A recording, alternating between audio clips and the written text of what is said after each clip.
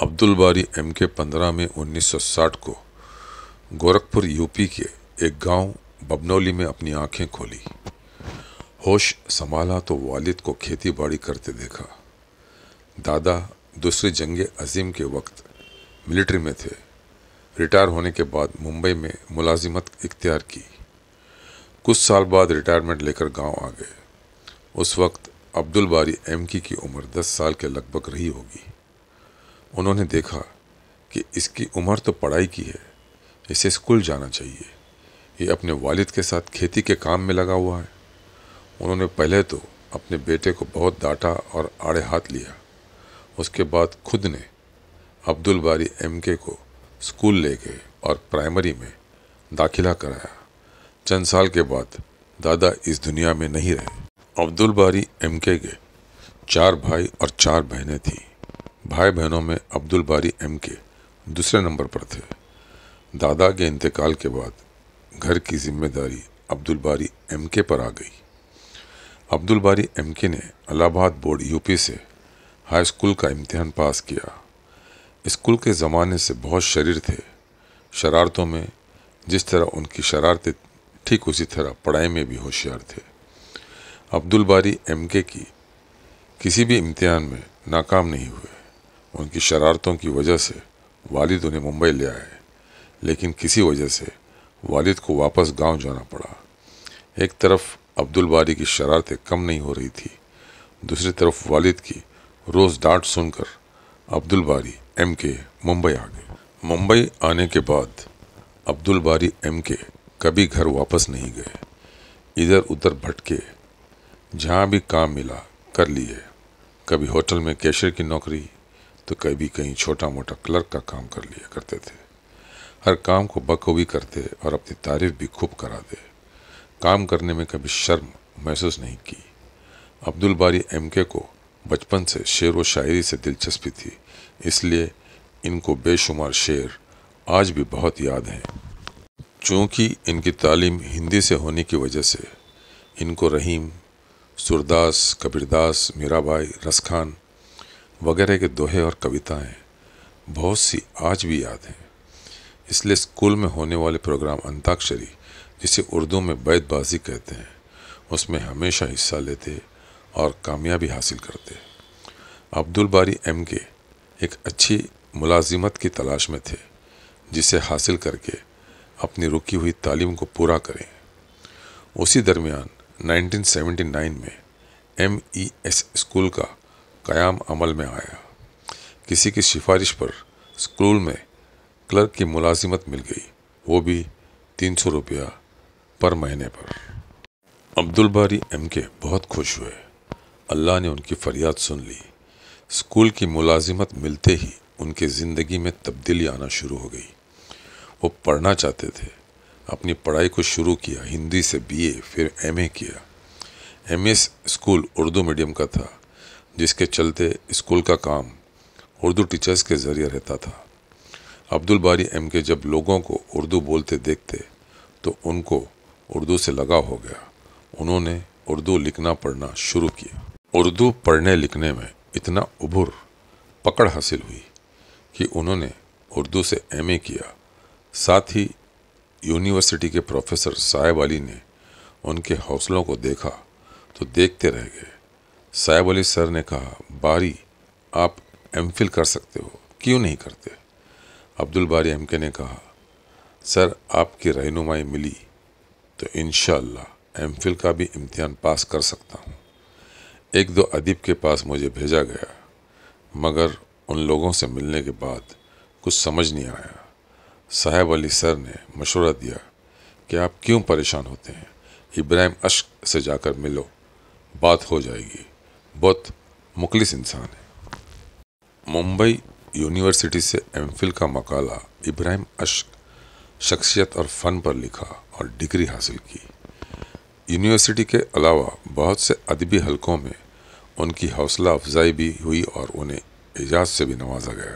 Abdul Bari M K کو اردو سے اس وقت انسیت ہوئی جب وہ MES اسکول، جہاں وہ کلرک کی حیثیت سے ملازمت کر رہے تھے، اسکول کے ٹیچروں کو اردو پڑھاتا دیکھ کر ان کو یہ زبان بہت پیاری اور اچھی لگنے لگی۔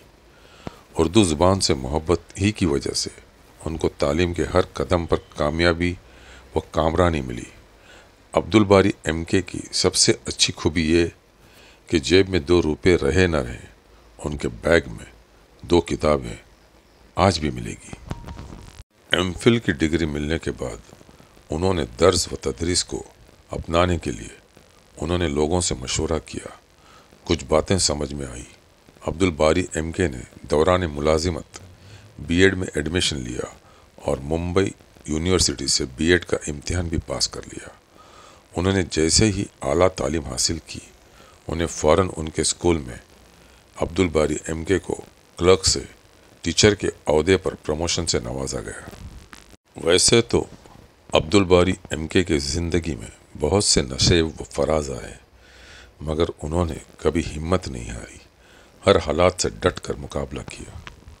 جیسے ہی درس و تدریس سے منسلک ہوئے، انہیں کئی موقع ان کے سامنے آئے، جیسے کالجز میں ہندی پڑھانے کے لیے، مگر انہوں نے اپنے اسکول ایم ای ایس سے رشتہ منقطع نہیں کیا۔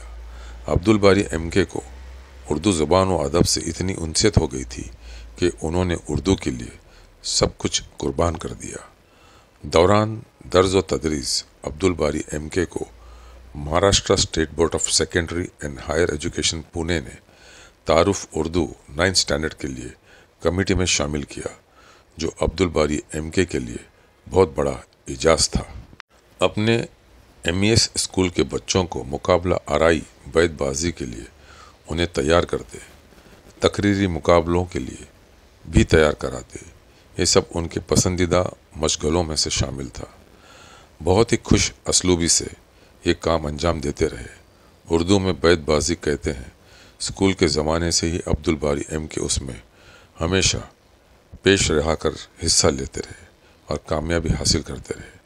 اس جذبے کے تحت انہوں نے بیت بازی کے لیے مقابلہ آرائی کے نام سے ایک کتاب مرتب کی، جن میں کم و بیش 1200 اشعار ہیں۔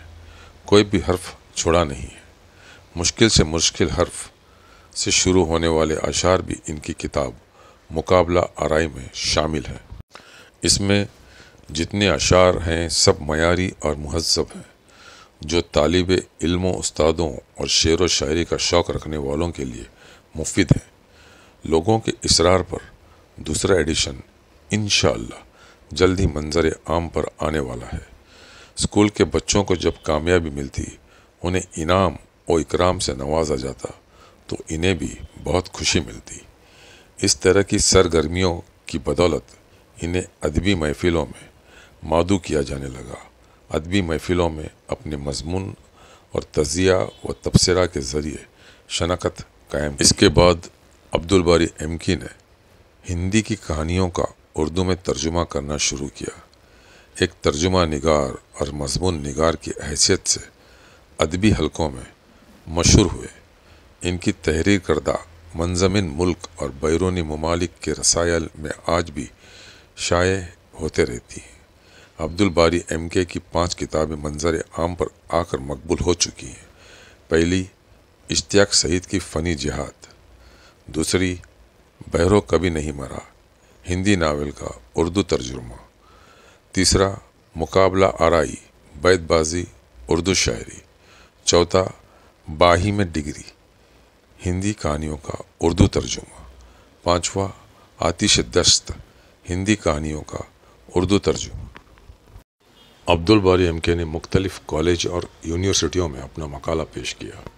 ممبئی یونیورسٹی، پونا کالج، چودھری چرن سنگھ یونیورسٹی، ہندوستانی پرچار سبھا کے علاوہ اور بھی کئی دیگر ریاستوں میں اردو کے پروگرام میں شامل ہونا ان کا آج بھی جنون کے حد تک شوق ہے۔ عبدالباری ایم کے کو سرکاری اور نیم سرکاری اداروں کے ذریعے اعزازات سے نوازا گیا ہے، جیسے ہندوستانی پرچار سبھا، منشی Prem Chand Manch Kolkata, Chaudhary Charan Singh university Meerut, Bihar Urdu academy Patna, U P academy Lucknow. کئی مرتبہ یو پی اکیڈمی نے ادبی کاموں کے لیے حوصلہ افزائی بھی کی ہے۔ عبدالباری ایم کے مئی 2018 میں درس و تدریس سے ریٹائر ہوئے، مگر آج بھی اردو کی خدمت کا سلسلہ جاری و ساری ہے۔ یہ شعر ان کی شخصیت کی غمازی کرتا ہے۔ کبھی بلند خیالی نہ ترک کی ہم نے، کبھی بلند خیالی نہ ترک کی ہم نے، رہیں زمیں پر لیکن ہم آسماں کی طرح۔